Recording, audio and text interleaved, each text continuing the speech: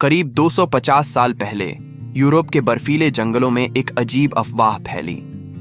एक गुप्त सुरंग में अरबों का खजाना छुपा है। किसी ने दावा किया कि उसने वहां पुराने जमाने के सिक्कों से भरे संदूक देखे, तो किसी ने कहा वो सुरंग अब भूतिया बन चुकी है। ये कोई काल्पनिक कहानी नहीं, बल्कि जर्मनी, पोलैंड और ऑस्ट्रिया के बीच फैले हार्ज माउंटेन्स, बवेरियन फॉरेस्ट और अल्ट ऑन सी जैसे इलाकों में आज भी लोग इन रहस्यों की खोज में लगे हैं। इन जगहों पर जाने वालों का कहना है कुछ तो है जो हमें दिखता नहीं, लेकिन महसूस जरूर होता है।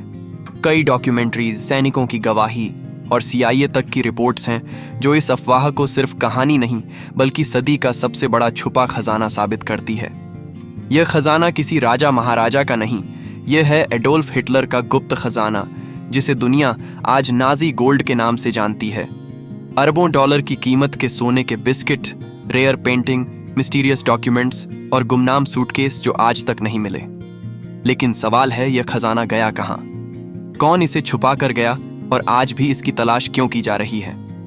दोस्तों, स्वागत है आपका रहस्य क्रॉनिकल में, जहां हम लाते हैं दुनिया की सबसे छुपी, रहस्यमयी और झकझोर देने वाली सच्चाइयां। अगर आप ऐसी कहानियों में दिलचस्पी रखते हैं तो चैनल को जरूर सब्सक्राइब करें, क्योंकि यही मोटिवेशन हमें मिलती है अगली सच्ची और सिनेमैटिक कहानी लाने की। आज हम आपको एक ऐसे रहस्य पर ले जा रहे हैं जिसमें शामिल है युद्ध, लालच, गुमनाम ट्रेनों की आवाजें, सुरंगों में दबी लाशें और वह सच जो शायद इतिहास की किताबों से मिटा दिया गया। तो चलिए शुरू करते हैं। पार्ट 1, युद्ध के पीछे छुपा लालच और हिटलर की प्लानिंग। साल था 1929। दुनिया के कोने कोने में रेडियो पर एक नाम गूंज रहा था, एडोल्फ हिटलर। जर्मनी का यह तानाशाह सिर्फ युद्ध नहीं चाहता था, वो इतिहास को बदलने निकला था। एक ऐसा बदलाव जिसकी कीमत लाखों इंसानों की जान, कला की विरासत और अनगिनत जिंदगियों की तबाही थी। लेकिन उसके इस मिशन के पीछे सिर्फ राजनीति नहीं, एक छुपा हुआ एजेंडा था, असीमित दौलत पर कब्जा। हिटलर जानता था कि युद्ध जितना महंगा होता है, उसे जीतने के लिए उतनी ही अदृश्य आर्थिक शक्ति चाहिए। टैंक, विमान, सैनिक, ये सब तो दिखने वाली चीजें थीं, पर जो छुपा था वो था लूटा गया खजाना। जैसे जैसे नाजी फौज यूरोप में आगे बढ़ती गई, उनके टारगेट सिर्फ दुश्मन देश नहीं थे, उनके टारगेट थे बैंक, म्यूजियम, यहूदी परिवारों के घर, चर्चों के तहखाने और निजी कलेक्शन में रखी गई अनमोल चीजें। पेरिस, एम्स्टर्डम, वियना, प्राग, इन सभी शहरों में संगीत और कला का इतिहास था। मगर हिटलर और उसके SS ऑफिसर इन्हीं जगहों से rare paintings, antique sculptures, jewellery truckloads में भरकर जर्मनी ले आए। इनका रिकॉर्ड तक नहीं रखा गया, ताकि कोई यह साबित ही ना कर सके कि यह सब कभी किसी और का था। 6 इतिहासकारों का मानना है कि द्वितीय विश्व युद्ध के दौरान नाजी जर्मनी ने करीब 6 लाख से ज्यादा कलाकृतियां चुराईं। इनमें से कुछ दुनिया की सबसे मशहूर कृतियां थीं, जैसे माइकल एंजेलो की मूर्तियां, वैन गॉग और मोने की पेंटिंग्स और धार्मिक हस्तलिपियां, जिनकी कीमत आज अरबों डॉलर में है। लेकिन सवाल उठता है, यह सब कहां गया? इतना बड़ा खजाना कोई जेब में नहीं डाल सकता, और ना ही इसे आम गोदामों में छुपाया जा सकता था। इसलिए हिटलर ने बनाया प्रोजेक्ट रीसे, यानी विशाल प्रोजेक्ट। यह एक गुप्त निर्माण योजना थी जिसमें जर्मनी के बवेन फॉरेस्ट और हार्ज पर्वत की गुफाओं और सुरंगों को मॉडिफाई करके उन्हें खजाना छुपाने लायक बनाया गया। इन गुफाओं को SS ऑफिसर, यहूदी कैदियों और जबरन मजदूरी करने वालों से बनवाया गया था। कई लोग इन सुरंगों में ही मारे गए और आज भी उनका कोई रिकॉर्ड नहीं मिलता। साथ ही हिटलर ने अपने करीबी अधिकारियों के साथ मिलकर एक लिस्ट तैयार की थी, किस कंट्री से कौन सा कीमती सामान आया है और उसे कहां रखा गया है। कई रिपोर्ट्स के अनुसार हिटलर ने ऑस्ट्रिया के अल्तौसी क्षेत्र को अपनी आखिरी खजाने की मंजिल माना था। वहां की नमक की खदानों में दर्जनों बॉक्स छुपाए गए थे, जिसमें रेयर आर्टिफैक्ट्स और सोने के बिस्किट थे। लेकिन जैसे जैसे अलाइड फोर्सेस नजदीक आई, नाजियों ने उस खदान को उड़ाने की तैयारी कर ली, ताकि कोई वह सब कभी ना देख पाए। कहते हैं कुछ स्थानीय नागरिकों और एक बहादुर माइनर ने उस धमाके को रोक लिया, और यही वजह है कि आज कुछ आर्टिफैक्ट्स और पेंटिंग्स वापस मिली। लेकिन वह सिर्फ 5% था, बाकी 85% आज भी गायब है। ये सिर्फ एक डकैती नहीं थी, ये एक कल्चरल जेनोसाइड था। नाजियों ने सिर्फ लोगों को नहीं, उनके इतिहास और आत्मा को भी मिटाने की कोशिश की थी। और इन सब के पीछे जो सपना पल रहा था वह था एक ऐसी नाजी सरकार का भविष्य जो युद्ध हार जाने के बाद भी कभी भी वापस उठ सके, सिर्फ उस छुपे खजाने की ताकत से। पार्ट 2, ट्रेनों में छुपाया खजाना, खुफिया मिशन और गवाहियां।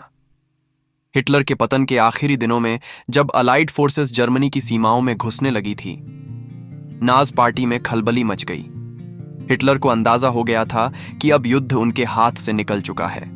लेकिन उसके लिए असली चिंता यह थी कि वह अरबों डॉलर का सोना, कला और हीरे जो उसने सालों में लूटा था, वो अब दुश्मनों के हाथ ना लगे।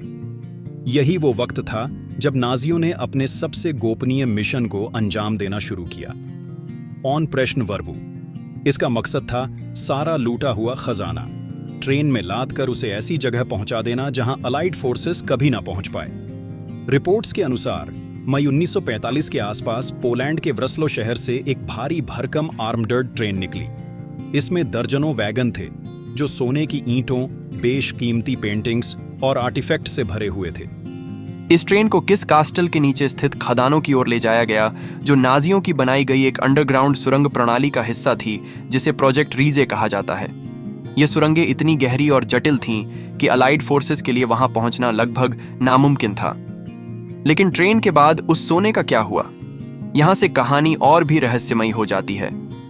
युद्ध खत्म होते ही नासी ऑफिसर या तो आत्महत्या कर लेते हैं या फरार हो जाते हैं। ट्रेन का कोई आधिकारिक रिकॉर्ड नहीं मिलता। एक लोकल आदमी ने बताया कि उसने भारी गाड़ियों को रात के अंधेरे में खदानों की ओर जाते देखा था। एक महिला ने दावा किया कि युद्ध के बाद वहां से तेज धमाके और खुदाई की आवाजें आती रहीं। कुछ रिपोर्ट्स में यह भी कहा गया कि यूएस और सोवियत यूनियन के एजेंट्स उस इलाके में पहुंचे, लेकिन उन्होंने भी उस खजाने की खोज कभी सार्वजनिक नहीं की। यह सिर्फ एक अफवाह थी या सचमुच नाजी खजाना था जो आज भी जमीन के नीचे छिपा हुआ है? इतिहासकार आज भी इस बात को लेकर बटे हुए हैं। कुछ मानते हैं कि वह ट्रेन और खजाना कभी अस्तित्व में नहीं थे, तो कुछ दावा करते हैं कि जर्मन सरकार और पश्चिमी ताकतें उस खजाने को पहले ही बरामद कर चुकी हैं, लेकिन उन्होंने इसे सार्वजनिक नहीं किया। पार्ट 3, आज की खोज और रहस्य का भविष्य। 21वीं सदी में कदम रखते ही नाजी गोल्ड की तलाश ने एक नया मोड़ ले लिया। तकनीक के विकास ने अब उन जगहों तक पहुंचना आसान बना दिया है जहां पहले इंसानी कदम भी नहीं बढ़ सकते थे। सैटेलाइट इमेजरी, सोनार, स्कैनिंग, ग्राउंड पेनिट्रेटिंग, रेडार जैसे आधुनिक उपकरणों ने उन रहस्यमयी जगहों पर नजर गड़ाई है जो दशकों से छुपी हुई थीं। 2000 के दशक की शुरुआत में पोलैंड के जंगलों में एक ऐसा सुरंगनुमा नेटवर्क खोजा गया जिसे प्रोजेक्ट राइज कहा जाता है। यह सुरंगें नाजी जर्मनी ने द्वितीय विश्व युद्ध के दौरान खुदवाई थी, लेकिन इनका असली मकसद आज तक रहस्य ही बना हुआ है। कुछ इतिहासकार मानते हैं कि यहीं पर हिटलर ने अपने छुपे हुए खजाने को रखने का प्लान बनाया था। कई जगहों पर आज भी खुदाई हो रही है। कभी जंग लगे हथियार मिलते हैं तो कभी टूटे फूटे दस्तावेज, लेकिन अब तक ना तो वह बेशकीमती सोना मिला और ना ही वह दस्तावेज जो इसका ठोस सबूत दें। 2015 में एक और सनसनीखेज खबर सामने आई। पोलैंड के वर्ल्ड ब्राजील शहर के पास 2 ट्रेजर हंटर्स ने दावा किया कि उन्हें राडार से एक अर्मड ट्रेन का सुराग मिला है।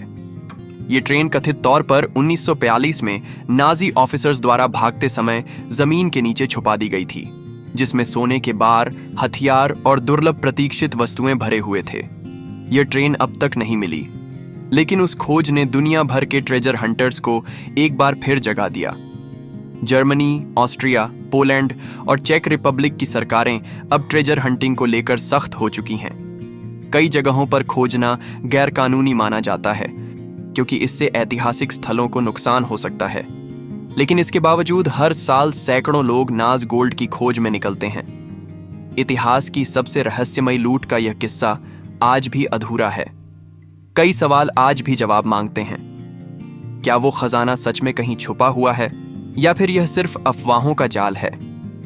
एक बात तो तय है, जब तक यह रहस्य सुलझता नहीं, तब तक यह हमारी कल्पना और खोज को जिंदा रखेगा, और शायद यही इसकी सबसे बड़ी ताकत है। अगर आपको ये कहानी पसंद आई हो तो वीडियो को लाइक करें, चैनल को सब्सक्राइब करें और कमेंट में बताएं कि आपको नाजी गोल्ड का रहस्य कितना रहस्यमयी लगा। रहस्य क्रॉनिकल को सपोर्ट करते रहें। हम ऐसे ही अद्भुत रहस्यों को आपके सामने लाते रहेंगे। धन्यवाद।